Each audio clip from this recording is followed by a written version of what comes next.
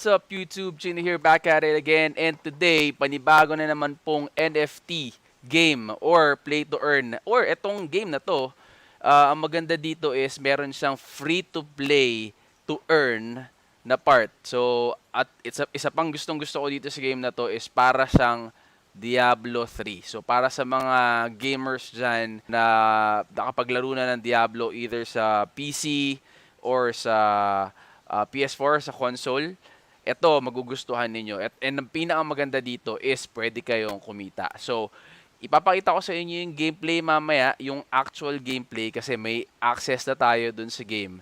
Pero bago yan, papakita ko muna sa inyo kung ano yung mga dapat ninyong malaman about dito sa game na to. Okay, ang pangalan ng game is Lost Relics. Okay, ang unang tanong, yan, katulad yan, unang tanong, free to play po ba yan? And free to play meaning hindi ko ba kailangan magbayad dyan?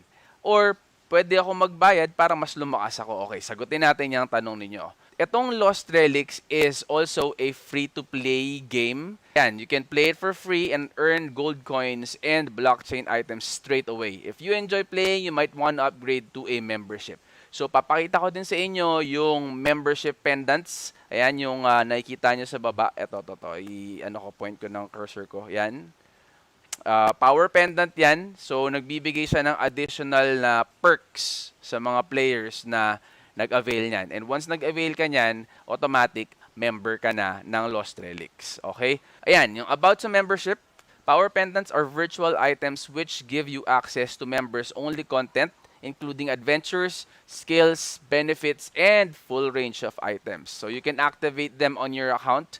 And etong Lost Relics, just like any other NFT games, revolve sa crypto. So ang gamit nilang token is Engine. And Ethereum also and USDT, ginagamit din nila yan. Okay? Ngayon, si Lost Relics is still in the pre-alpha stage. Ibig sabihin, testing phase pa siya. So, hindi pa available sa public or sa mass public. So, ito yung sinasabi ko sa inyo guys, na pag bumili kayo ng pendant, either of that 4, kasi ang nagbabago lang naman dyan is yung duration. Okay? May 1 day sila, may 7 days sila, may 30 days, and may 90 days. So 90 days currently yung pinakamatagal na membership pendant or power pendant na available. So eto, yan yung member benefits. Yung nasa left side is for free players. Free players guys, hindi pa available ngayon ha. Nagbigay lang sila ng access sa mangilan-ngilan na mga nauna na nag-register. Pero ngayon hindi na sila nag-a-allow na ng mga bagong players na mga free to play. So, ang ina-allow lang nila ngayon is yung mga bumibili ng power pendant na 7 days or more. So, yung $11.99 na pendant nila para bigyan nila kayo ng access and makita ninyo first hand yung mismong gameplay. Pero tuloy-tuloy na yan. May mga blockchain items na pwede na rin kayo mag-trade sa in-game. Okay, so level up rewards, character titles, 10% XP boost for monsters. Yan, pag nakakill kayo, may XP boost. Golden chat access, quests, yan, may mga quest, bounties, 10% XP boost for member bounties, Royal Emporium slots, Emporium quantity limit, Emporium trade notifications, finish adventure with BC items, so blockchain items, chat and profile name color, chat avatar color. Hindi naman masyadong significant yung mga yun, kahit naman black or white yung color nun, wala, hindi naman nagmamatter masyado. Pero yun, event bonuses, game world access, may free outfits din, yung mga costumes na available dyan. Pero pinakamaganda talaga once nag-member ka is yung mga level up rewards and yung mga XP boost. Yan ang pinaka nagmamatter talaga dyan sa purchase mo na yan. Okay? So, download and play. So, right now, again, sinabi ko kanina, hindi pa available sa mass public yan. And kung kayo, kunyari, pumunta kayo sa website ng Lost Relics, ilalagay ko din yan sa description below. Ang makikita ninyo pag pumunta kayo sa download is ito. Lost Relics is currently only available on Windows and Mac, Android and iOS might be available added in the future. Account required. So, pag hindi ka member, kahit na may account ka, hindi ka pa rin makakapag-download. Ngayon, pagka nag-purchase ka na nung 7 days, dito sa sa pre-alpha development stage, Pag nag-purchase ka na ng pendant na 7 days or higher, magiging ganito na siya. Yan. So, available siya for Windows and Mac.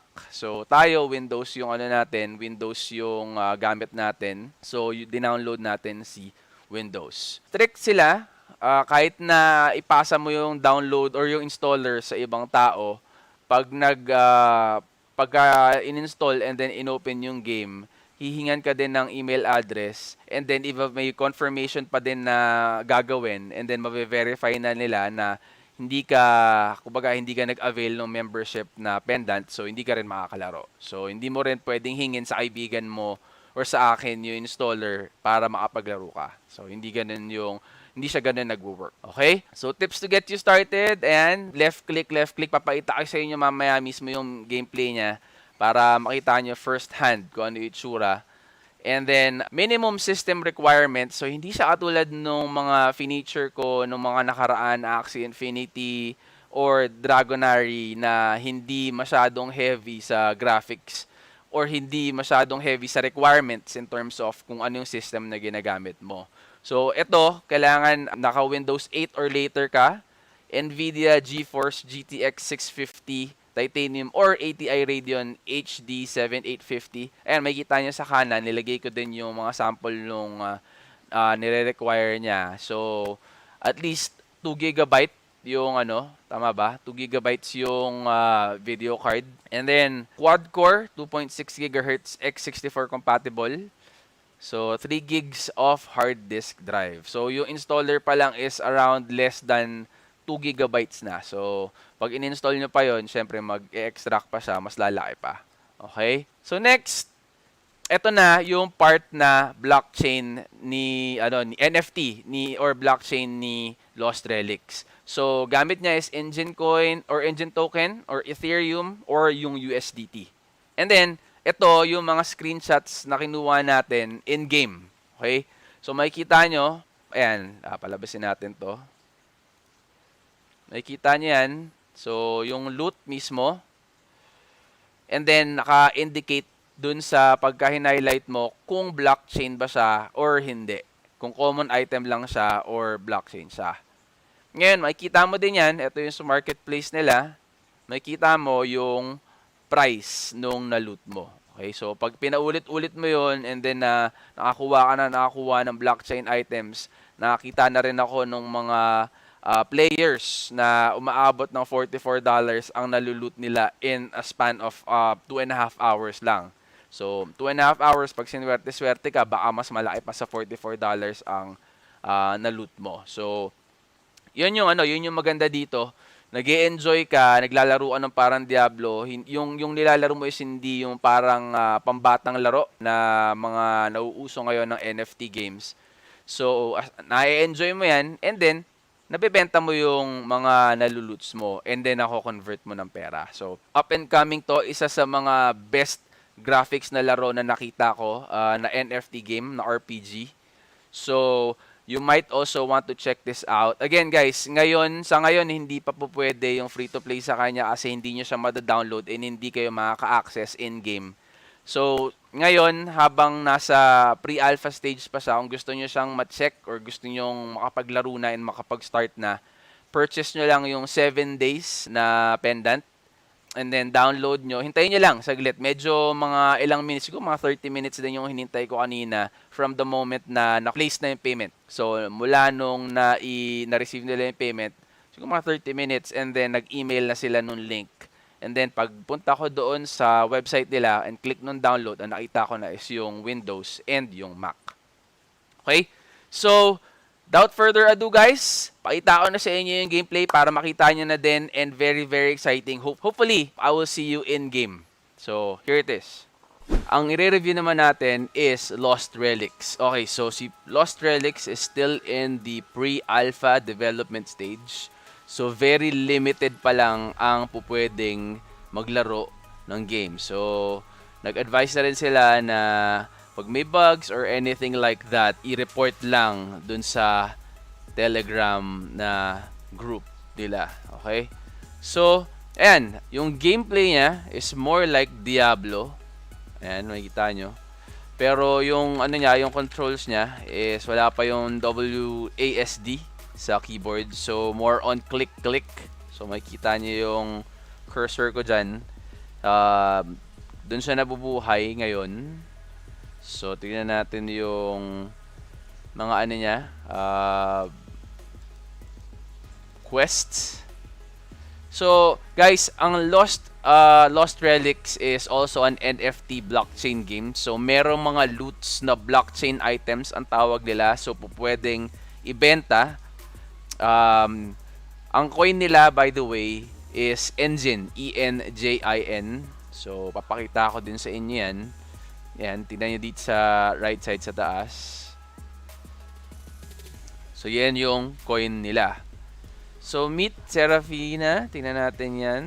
Outside her shop. And tingnan natin, nasa map naman siya.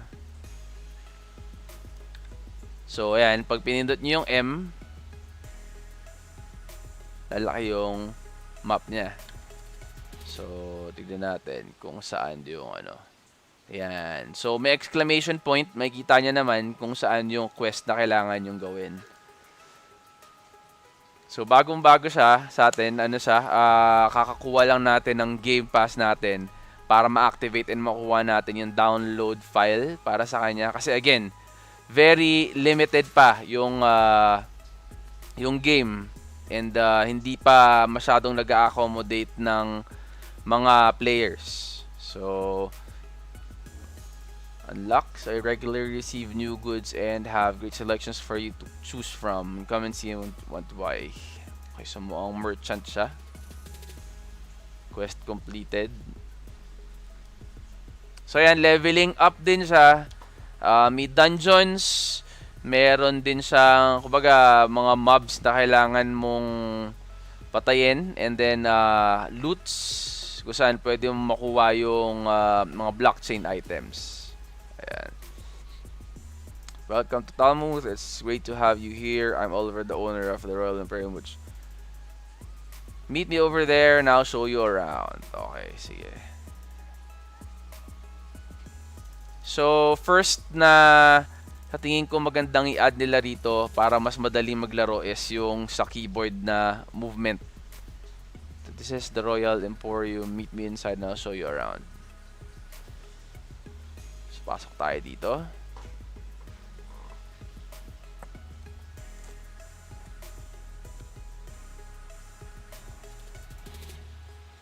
So, lagyan natin ng ano guys, lagyan natin ng sound para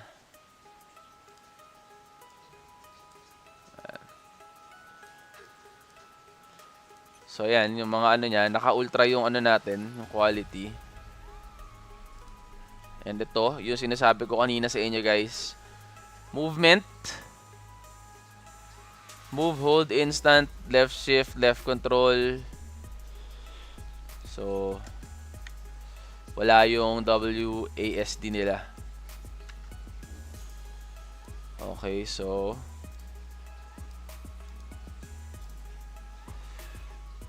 ayan, makikita ninyo sa fine print sa upper left guys. So, pre-release version, Lost Relics under heavy early development. And it's being constructed with your input. Please report bugs in Telegram or Discord. Ayan. So, bagong-bago pa siya. I think, few months pa lang siya. Pero maganda yun niya.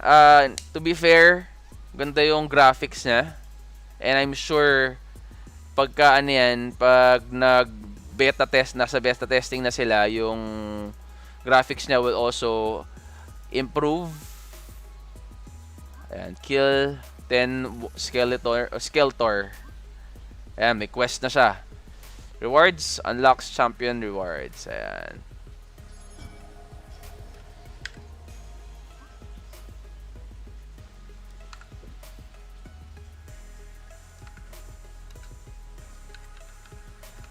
So, tingnan natin yung controls niya. Familiarize natin yung sarili natin sa controls. Inventory slot.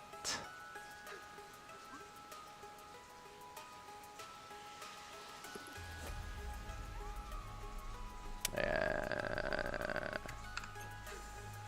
So ito yung parang premium nila guys. Ayan, legendary, virtual, or 7-day power pendant. So yung yung pendants nila na available ngayon is 1 day, 7 days, 30 days, and 90 days.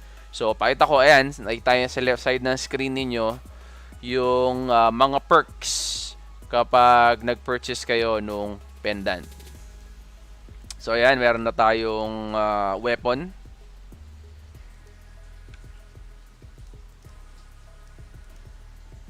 So, pagka in-hover nyo yung cursor nyo doon, or yung mouse, sorry, makita nyo. Okay, so, punta tayo sa, dito na. Ayan, so, yung arrow button is para mag-zoom or unzoom.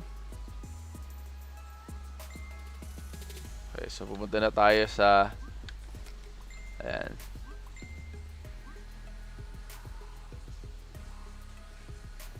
Tayo sa Adventure Pass. So hindi pa natin ina-activate yung pendant, guys. Familiarize muna natin yung sarili natin para sulit pagka in-start na natin yung premium natin. So start adventure tayo, guys. Ayan.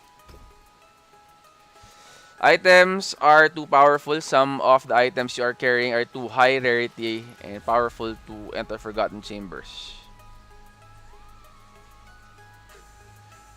Place the following items back in your stash if you ever want this. If you want to enter this adventure, 7-day power pendant. So, kailangan na natin gamitin yung power pendant natin. So, ito. Activate na natin siya. Yan. So, your power pendant is active and will expire on August 8, 2021 at 4:04 p.m. 7 days. Okay, so try uli natin. Yan. Forgotten Chambers and start. Once you enter, you will need to fight your way out to survive. If you die, you will lose all the items you found on your adventure, including any virtual items you took in with you. Blockchain items you started with will be sent back to your stash. So, yung mga blockchain items ninyo, makukuha nyo, ibabalik lang din sa inyo. So, yung mga virtual items, ibig sabihin lang nun is yung mga in-game items na hindi tradable ng engine coin or yung hindi pwede ibenta sa marketplace. So the only way to avoid death is to leave through the exit alive or use a teleport scroll to abandon. Ayan. So start natin, guys. Adventure tayo.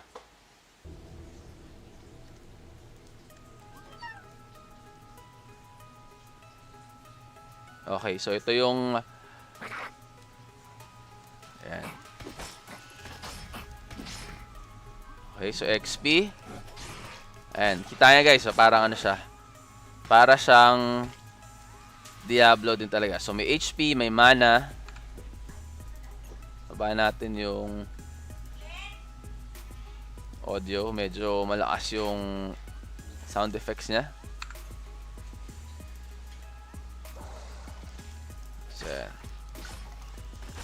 So hindi pa masyadong malalakas yung mga monsters dito.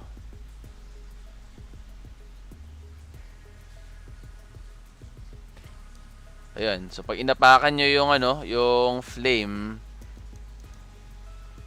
may damage siya.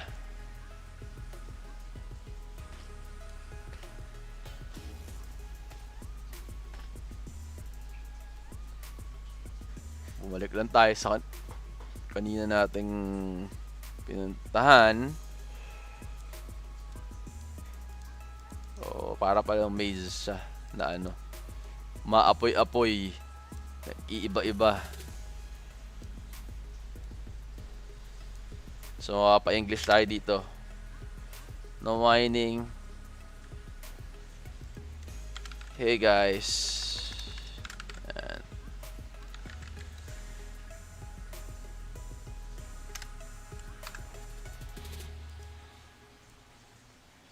Okay, so saan na ang susunod natin? Tapos na yung mga dito Ito, tayo.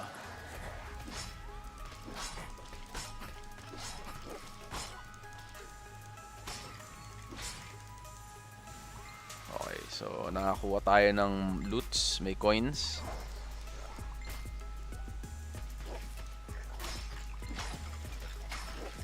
So cleaving naman pala tong sword natin eh. Yan. So wala tayong pots. Dito kayo. Yan.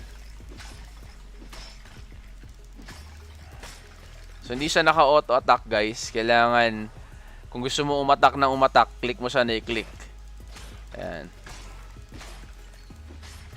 Okay.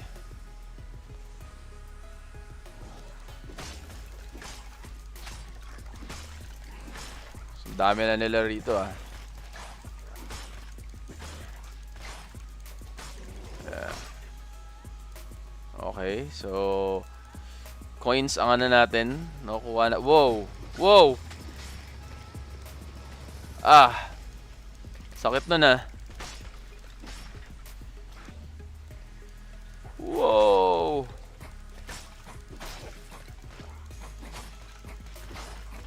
Makaka-survive ba tayo? Parang mamamatay na tayo sa ano yun. Baba na ng HP natin.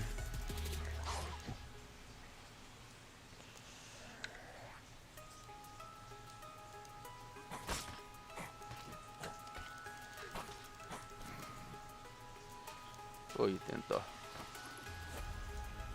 So what is that?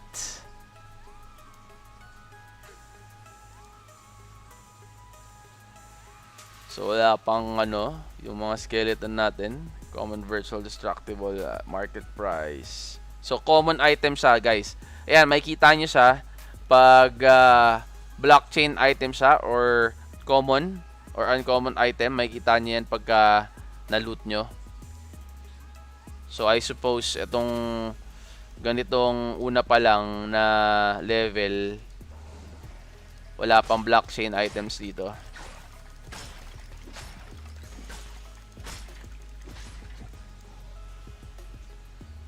Ayan na. Baba na ng HP natin. Dapat meron tayong kinuwang mga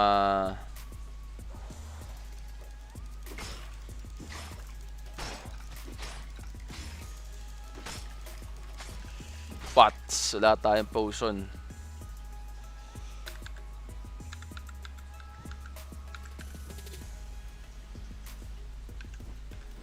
So Q para dun sa secondary weapon nyo, tsaka sa primary pang toggle. Yan yung map. And yung zoom.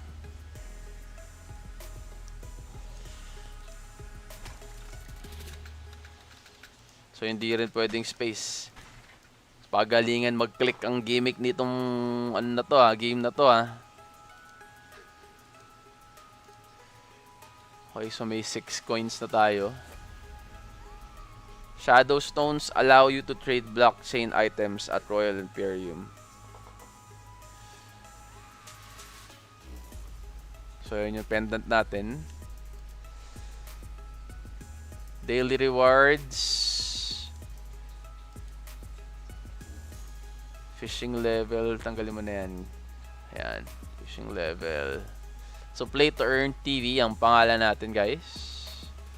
Pag papalitan niyo yan, meron ng fee. So pwede naman siyang palitan, kaya lang syempre may fee nga na kailangan niyang bumili ng engine item or yung lost relic items para mapalitan yung ninyo, yung pangalan. Okay, so click na natin yan.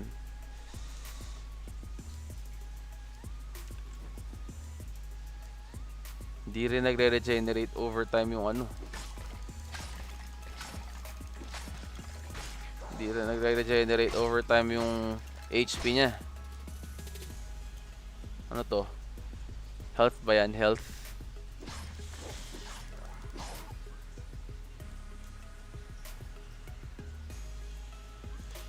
Nag-aabang na.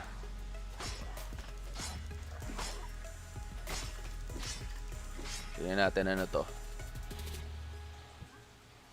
Mining tool. Kailangan mag-mine. Okay, so wala tayong mining tool na dala.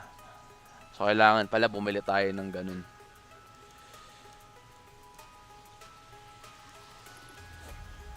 Okay, so 270 na lang yung 207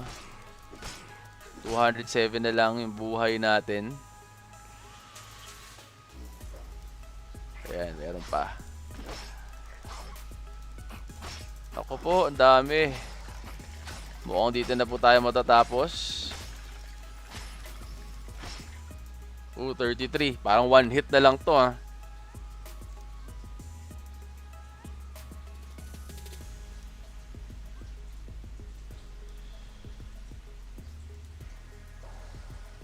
Ako po.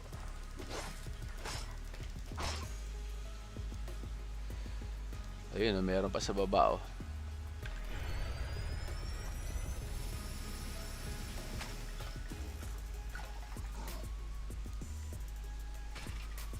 So, pwede naman palang range na ganun. Tapunta tayo dito. Go, go, go.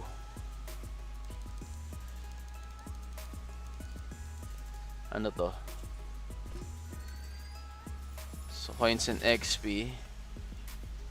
Wala na tayo HP. One hit na lang tayo.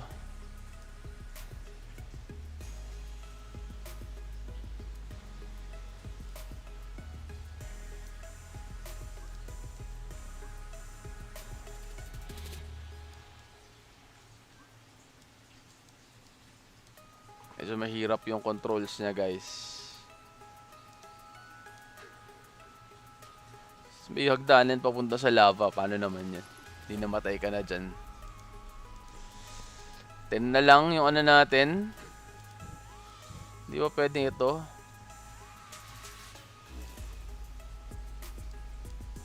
Ayan na. Okay. So yung na-loot natin, nakita nyo yung nalaglag. Isang item na na-loot natin.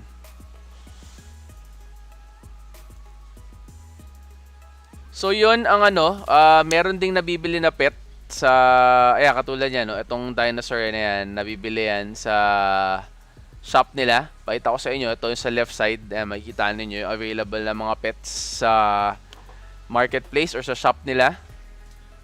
So yun yung first take natin sa Lost Epics. And tuloy lang natin yung paglalaro sa kanya hanggat sa makabisado natin yung ins and outs ng games, and hopefully makakuha din tayo ng blockchain items galing dito, and malaman natin kung paano itinitrade yon. So dito sa taas, katulad yan, pag kinlik mo yan, buy shadow stones, allow you to trade. Ayan, click nga natin yan. So shadow stones allow you to trade blockchain items at the Royal Emporium. Shadow stones can only be purchased with Engine. Ayan, sa Engine wallet. Meron tayo may Engine wallet na tayo. Ethereum yung laman. So, kailangan nito, Engine coin daw, Engine token. So, one shadow stone is equal to 0.01 JENJ. How many do you want? So, sine-check lang muna natin. I'm sure magagamit natin yan eventually pag nakakuha na tayo ng mga blockchain items natin. Tignan ko din kung saan tayo makakakuha ng potion, and upload natin sa susunod na content natin kung ano pa yung medyo mas advanced or intermediate na gameplay naman nitong Lost Relics. So, kung bago kayo guys sa channel ko, please do not forget to click that like and subscribe button. Check nyo rin yung channel. Meron tayo mga contents dyan about other NFT games or blockchain games. May Axie Infinity tayo. Meron din tayong Dragonary, yung launching ng Dragonary, and everything you need to know about that game. So, we'll see you on the next video.